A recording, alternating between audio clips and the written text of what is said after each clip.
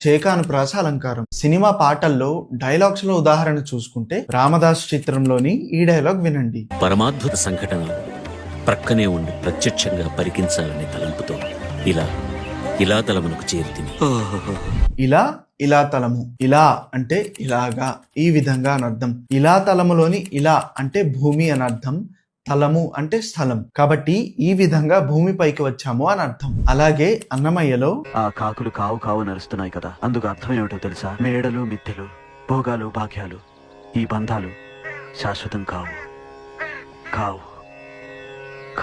ఇక్కడ శాశ్వతం కావు కావు కావు అంటారు కదా. ఇక్కడ ముందుగా వచ్చిన శాశ్వతం కావు లోని కావు అంటే శాశ్వతం అవ్వవు, శాశ్వతం కాదు అని అర్థం. రెండోసారి మూడోసారి వచ్చిన కావు అంటే కాకి చేసే కావు కావు శబ్దాన్ని సూచిస్తుంది. తర్వాత సీతారామ కళ్యాణంలో